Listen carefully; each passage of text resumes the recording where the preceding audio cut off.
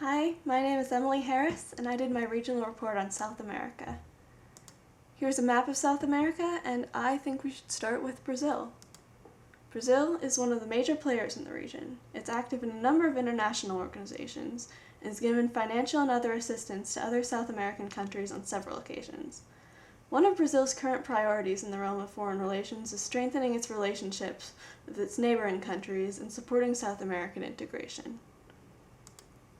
In the northeast, we have Venezuela, Colombia, and Ecuador.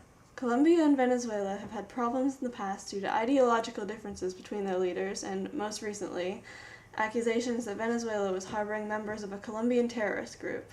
But with the election of Colombia's newest president, the conflict was resolved and the countries are attempting to mend their relationship. And then we have Peru, Bolivia, and Paraguay. Peru and Bolivia both had their conflicts with Chile down there in the purple.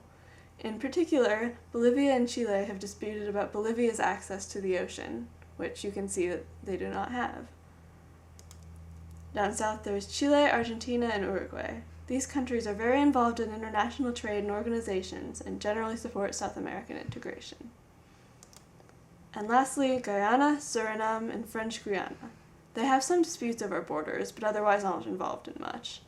French Guiana is actually an overseas department of France and is not generally considered part of South America, despite being geographically in the region.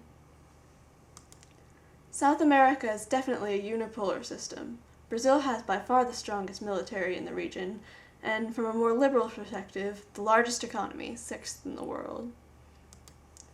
Many of the region's most prominent international organizations are to do with trade. One of the most important ones is Mercosur, a trade bloc with the members Brazil, Argentina, Paraguay, Uruguay, and Venezuela. It is the fourth largest trading bloc in the world. Another is the Andean Community of Nations with Bolivia, Colombia, Ecuador, and Peru. The Union of South American Nations, or UNASUR, unites these two areas and, modeled after the European Union, is a place for diplomatic relations between the countries and promotes trade within the region.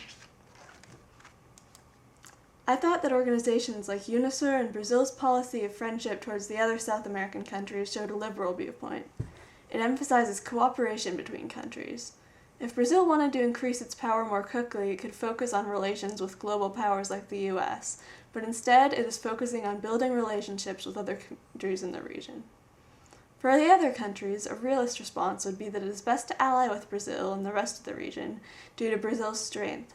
The weaker nations wouldn't want to get into conflict with that, or conflict with each other that Brazil would get involved in. Additionally, it could be advantageous to countries to support South American integration due to trade and economic opportunities. That's my report, and thank you for listening.